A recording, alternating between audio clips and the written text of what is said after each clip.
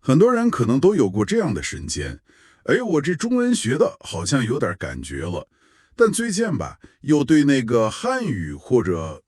别的什么语言特别感兴趣，能不能就是说一起学呢？这想法听起来挺诱人的，是吧？感觉能一下子掌握好几个技能。确实是这样。这种想法现在特别普遍，尤其你看，很多年轻人都想多会几门语言，增加点竞争力嘛。他们会觉得，哎，反正都是花时间，不如一块儿学，说不定还能省点时间呢。嗯，但是这儿就有个挺关键的问题了，得好好想想，我们这个大脑啊，它真的准备好了能同时处理、同时吸收好几种全新的语言系统吗？这个跟你平时处理好几份工作，那可不太一样啊。没错，学语言这个事儿它复杂多了，所以今天呢，我们就拿手头这份分析材料，好好的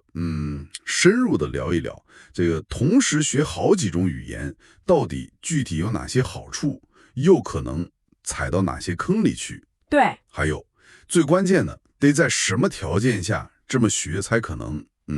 比较靠谱。我们目标就是帮你，就是每一位在听的朋友弄清楚这种多线操作到底适不适合你，也分享一些材料里提到的比较实用的策略。行，那我们现在就开始深入探讨吧。好，那我们先看看好的一面吧。材料里也说了，有些情况下同时学几种语言确实能带来点独特的好处。最明显的就是，如果你选的这几种语言，它们之间有点联系，或者说长得有点像。对，比如说你刚提到的中文和日语，虽然是两种语言吧，但他们都用很多一样的汉字，就是那个 kanji 嘛。如果你同时学这俩，而且呢，其中一个你已经有点基础了，那看另一种语言里的汉字，可能就觉得眼熟，甚至还能帮你，就是说更明白这个汉字在不同地方是怎么用的，怎么变的。当然了啊，前提是你得分清楚它们的区别，这个咱们后面会细说，不然后果很严重。确实，还有个例子就是那个属于同一个语族的语言，像西班牙语、意大利语还有法语，都泛罗曼语族的。他们那个语法结构啊、词根呐，很多地方都通着呢。你要是同时学西班牙语和意大利语，可能一看，嚯，好多词长得差不多，语法规则也挺像。这在刚开始学的时候，确实可能让你觉得，学得挺快，有种触类同旁的感觉。对，是这样。除了语言本身这种关联啊，从那个认知科学的角度来看，学外语、用外语对大脑本身也是个特别好的锻炼。这不光是感觉，是有研究支持的。哦，比如材料里提到的那个爱丁堡大学做的一些研究就挺有意思。他们发现啊，长期用好几种语言的人，在那个所谓的执行功能上，通常表现更好。执行功能这词儿听着有点专业啊，能具体说什么？这跟我们学语言有什么关系？可以。执行功能简单说吧，就是咱们大脑里头那个管理层负责管着其他思考活动，比如你的注意力能不能集中，能不能在不同任务之间切换，记住当下要处理的信息，还有把那些没用的信息给屏蔽掉，这些都算。爱丁堡大学的研究就发现一个现象，就是说多语者在处理那种意料之外的信息时，比如说话说的好好的，突然冒出了一个不搭嘎的词儿，他们大脑反应和调整的速度往往比只会一种语言的人要快。哦，这就说明啊，他们大脑在不同语言系统之间那个切换呀，还有抑制干扰信息的能力，更强一些。哦，我明白了，这就像是大脑里装了个更高级的任务管理器和防火墙，是吧？能特别有效的在不同的程序，也就是语言之间跳来跳去，而且还不容易被那些弹窗广告，就是干扰信息给打断。没错，没错。所以说，同时接触好几种语言，要是方法用对了，确实有可能让他们的脑子转得更快、更灵活。正是这个道理。所以你看，有意思的地儿就在这儿。学好几种语言这个事儿本身啊，它不一定就是坏事儿，它确实有潜力能提升咱们的认知能力，但关键就在方法得当这4个字上。就是说，学习的人得有那个能力，有那个策略，去管好、分清这些不同的语言系统，别让他们在脑子里打架。好了，刚才咱们说了潜在的好处，那现在就得说说现实中更常见的问题了，风险。材料里头啊，花了好多篇幅强调，对大多数刚开始学的人来说，你要是急着同时学好几种语言，最大的风险就是那个语言干扰，英文叫 language interference。的语言系统，他们就容易互相串线。串线？对，比如说你可能想说 A 语言，说着说着，蹦出来一个 B 语言的词儿，或者呢，把 B 语言的语法规则用到 A 语言上去了。更常见的就是发音搞混了。材料里那个中文和日语的例子就特别典型，好多学的人都说，刚开始同时学这俩，简直了，就是灾难。看到同一个汉字，比如手指这2个字儿，中文里头咱们知道是卫生纸的意思吧？可是在日语里头呢，它是信件的意思，读音还完全不一样。学的人不光要记2套读音2套意思，还特别容易用错地方。闹笑话还是小事儿，关键是那种混乱感，特别打击人学下去的那个机器性。对，而且不光是词儿，发音也是个重灾区。你想想，汉语拼音里那个 R 的发音，跟日语罗马音里那个 R， 它那个发音的位置啊、方法呀，有点不一样，但又很微妙。刚学的人很难分清，就容易用一种语言的习惯去读另一种，结果说出来就，口音怪怪的。还有语法结构，中文一般是主谓宾这么说，对吧？可日语、韩语呢，经常是主宾谓，动词扔在最后头。这种根本上的不一样，你要是在刚学的时候就同时碰上，大脑就得使老大劲儿去分、去适应，特别容易乱。我就听过有朋友抱怨，说他同时学西班牙语和葡萄牙语，因为太像了，结果学到后头，感觉自己说的是一种西普混合语，哪种都没学地道。这听起来就有点哪个都学不精那种感觉了。对，这就引出了另外一个核心的风险了，前长折指。我们大脑学语言啊，说白了就是在建一套新的、特别复杂的神经网络连接。这个过程呢，它得要时间，还得大量重复练习，才能让这套连接变得又稳又快。可如果你一门语言的基础还没打牢，那个相关的神经网络还在盖楼的阶段，你就急急忙忙的又引进来第2种甚至第3种新语言，这就等于让大脑同时开工好几个又大又费劲的工程项目。材料里那个比喻我记得特别清楚，说像你同时盖2栋楼，结构还不一样，但你的工人就是大脑的认知资源，还有你的建材就是学习时间和注意力都是有限的。对对对，那结果很可能就是两边都干着，但进度都慢得不行，而且因为资源分得太散，2栋楼的地基可能都没打牢，墙也砌不结实，最后啊都成了半吊子工程。就是这个道理。这种学不精啊，它不光是效率低的问题，更要命的是，它让你在任何一门语言上都达不到能真正用的那个水平。这样你就体会不到掌握一门新语言的那个乐趣和成就感了吗？是，这往往就是很多人学着学着就放弃的一个特别重要的原因。那说了这么多风险，是不是就意味着咱们应该彻底放弃同时学几种语言的这个想法了呢？材料好像也没这么说死，他提了几个前提条件，要是满足了这些条件再尝试，可能风险就小点儿。对的，材料是建议，如果你真想试试，最好先看看自己是不是符合这么几个关键点。第一，也是最重要的，你得保证你至少已经在其中一门外语上打下了比较扎实的基础，达到了那个所谓的中级 intermediate 水平。这个中级水平有没有更具体的说法？比如大概能干嘛了就算？哎，问得好。一般来说啊，中级水平差不多就是那个欧洲语言共同参考框架 CFR 里的 B1到 B2那个级别。说的通俗点儿，就是你基本上能听懂日常对话，还有一些常见话题的主要意思，能就你熟悉的话题说得比较连贯，看懂那些结构不太复杂的文章啊、邮件啊什么的。而且呢，这门语言的基本语法框架和核心词汇你已经掌握的差不多了。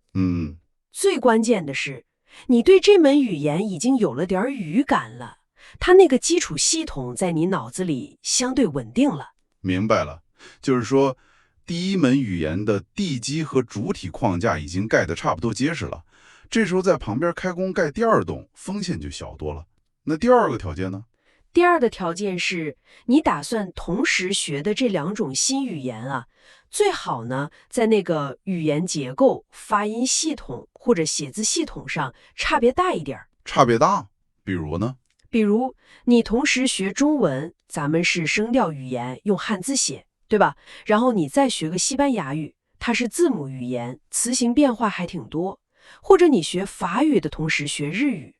这种距离比较远的语言组合，它们在你大脑里建的那个神经网络框架啊，会相对独立一些，互相干扰的可能性就小一点。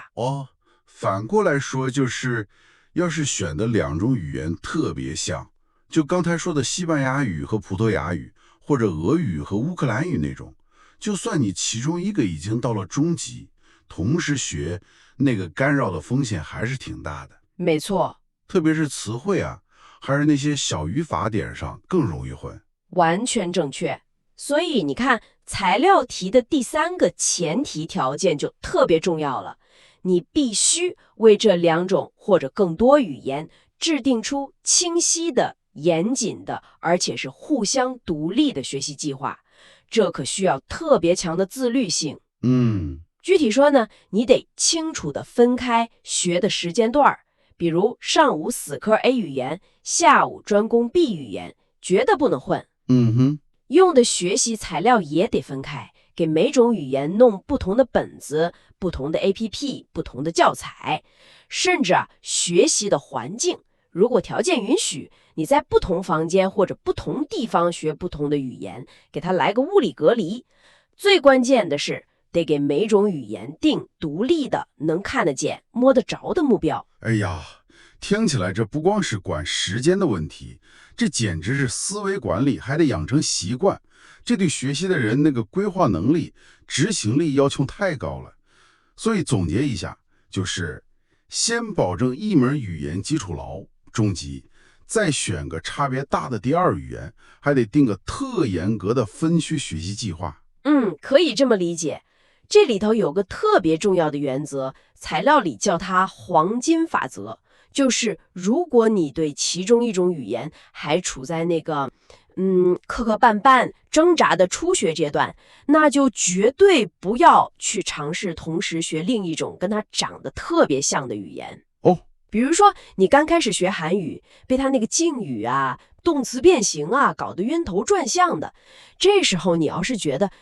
反正都是亚洲语言嘛，就马上加个日语进来学，那几乎就是给自己找麻烦。因为日语也有复杂的敬语，也有动词变形，结构上也有像的地方，比如都是主宾谓语序。在你大脑还没把韩语的规则弄清楚边界的时候，你塞进来一个极其相似的日语规则，只会让你更乱、更混淆。这就好比大脑正在画一张韩语地图，结果图上的路标什么的还没画明白呢，你就拿一张特别像的日语地图，啪一下盖上去了。对，结果两张图都看不清了。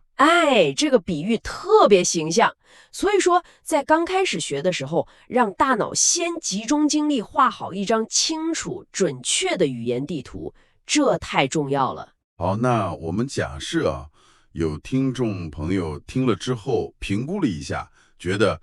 我好像条件够了，或或者就说我就是特别想挑战一下自己。那材料有没有给点更具体的策略，来帮着管好这个同时学好几种语言的过程呢？有的，要是真决定要2条腿走路，甚至3条腿走路，材料推荐的核心策略就是咱们刚才提过的那个语言分区 （language partitioning），把它做得更细致。这就需要你特别有意识的系统地在时间和空间上把不同的语言隔开。咱们再说具体点啊，时间分离，这不光是说上午学 A， 下午学 B 这么简单，最好能固定下来。比如每周1、3、5上午雷打不动就是法语时间，2、4、6晚上就一定是德语时间。关键是固定和不交叉，别在很短的时间里来回切换语言，给大脑留点缓冲，留点模式切换的时间。好，材料分离，这个相对容易做到，给每种语言用完全不一样的本子，颜色啊、大小啊都能区分开那种。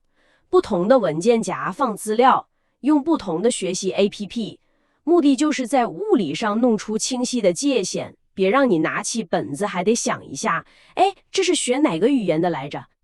有道理。思维分离，这个是最难的，但也是最核心的。意思就是在学 A 语言的那个时间段里，你要尽量泡在 A 语言的思维模式里。怎么泡？尽量用 A 语言去想问题，做笔记用 A 语言写，甚至自己跟自己说话也用 A 语言。要刻意的压住那种想把 A 语言翻译成你母语，或者翻译成你正在学的 B 语言的冲动。反过来也一样，